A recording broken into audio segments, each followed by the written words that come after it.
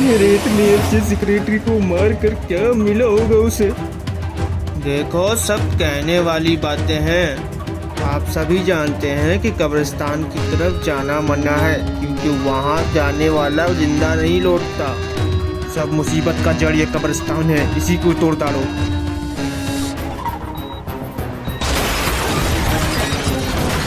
तुम कह रहे हो कि तुम्हारी पुलिस गई थी कब्रिस्तान तोड़ने और खुद की हड्डी तोड़वा कर आ गई।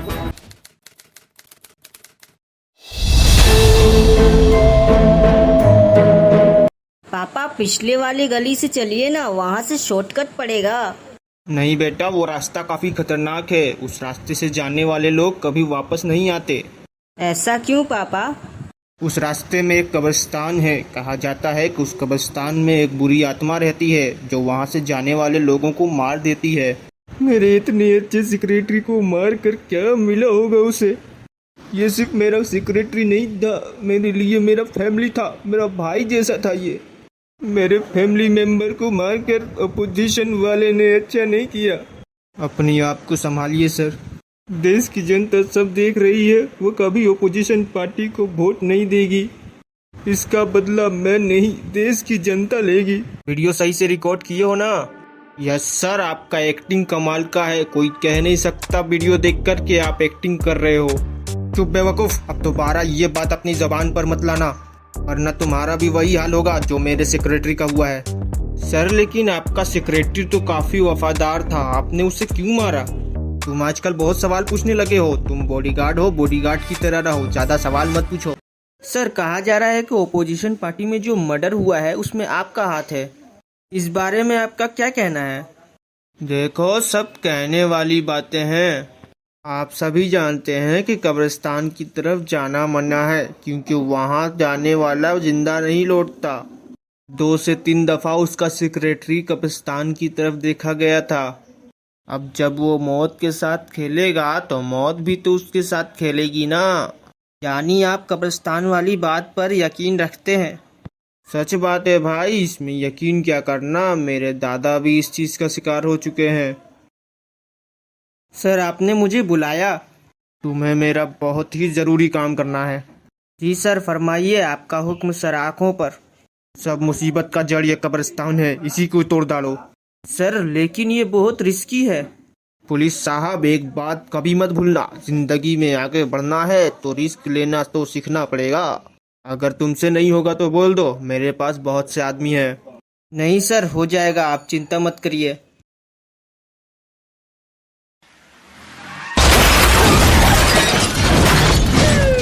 तो तुम कह रहे हो कि तुम्हारी पुलिस गई थी कब्रिस्तान तोड़ने और खुद की हड्डी तोड़वा कर आ गई? मैं सच बोल रहा हूँ। सब बोल रहे हैं कि वहां जाते ही गाड़ी आउट ऑफ कंट्रोल हो गई और खुद चलने लगी और गाड़ी का एक्सीडेंट भी हो गया। साफ साफ बोलो ना कि तुमसे नहीं होगा, मुझे ही कुछ करना पड़ेगा। कभी सोचा नहीं था कि ये सब काम अकेला करना पड़ेगा। ये सब तोड़वा कर यहाँ अच्छा मॉल बनाऊंगा, फिर सब आने लगेंगे, तरक्की होगा यहाँ। पहले तो यहाँ रोलर चढ़ाना पड़ेगा, ठीक उसी तरह जिस तरह मेरे ऊपर चढ़ाया था। कौन है? इतना जल्दी भूल गए अपने सेक्रेटरी को? तुम जिंदा कैसे हो? जिंदा कैसे हो तुम? कौन है वहाँ? कौन कर रहा है मेरे साथ ये मजाक? ये भद्दा मजाक बहुत गंदा पड़ेगा तुम्हारे लिए। ये मजाक नहीं, असलियत है तुम्हारी। बचाओ मुझे, बचाओ, छोड़ मुझे, छोड़। इतना जल्दी नहीं छोड़ूंगा, तुम्हें भी अपनी कब्र में दफन करूंगा। सर आप यहाँ है? रात भर हम लोग कितना ढूंढ रहे थे आपको। मुझे वो मार डालेगा। किसकी इतनी हिम्मत सर, कोई आपको हाथ भी नहीं लगा सकता। मेरा सेक्रेटरी मुझे मार डालेगा, मुझे घर ले चलो जल्दी। क्या सर आप भी भूल गए क्या? सेक्रेटरी को यहीं दफन किया था आपने।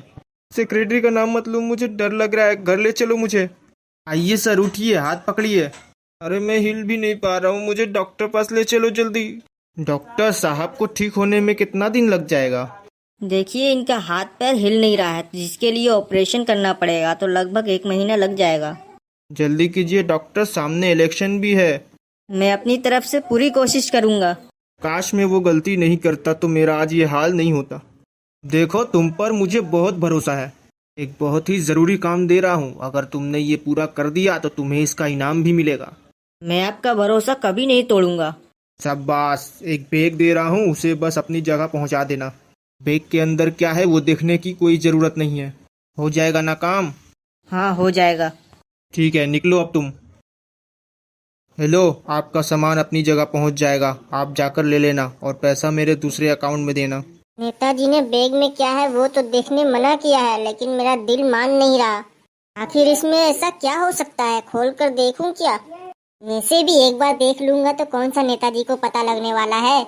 ये क्या, इसमें तो मरे हुए लोगों का आँख, किडनी, फेफड़ा, दिल सब है।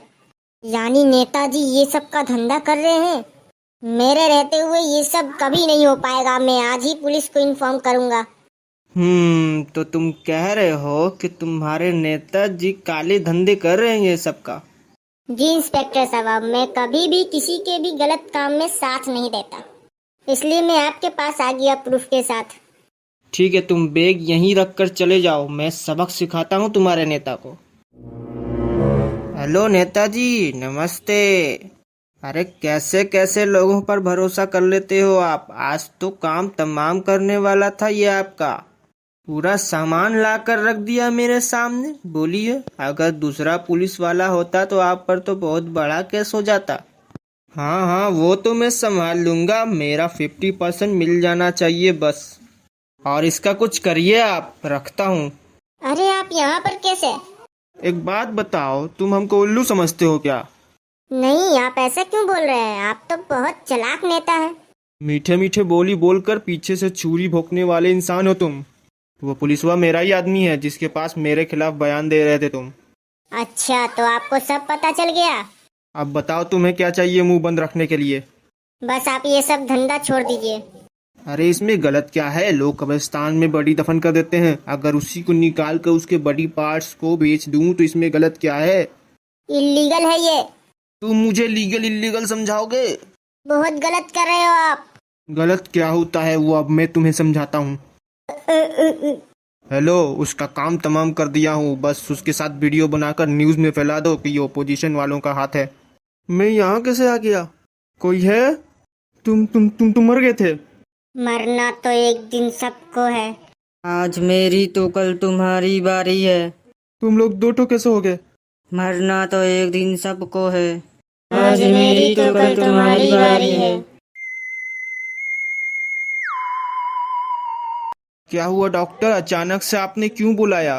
I am sorry. सॉरी क्यों कह रहे हैं आप? नेताजी अब इस दुनिया में नहीं रहे। पर वो तो कुछ देर पहले ठीक थे, क्या हो गया अब? ये तो मुझे भी समझ में नहीं आ रहा है, शायद उनको नींद में ही हार्ट अटैक आ गया।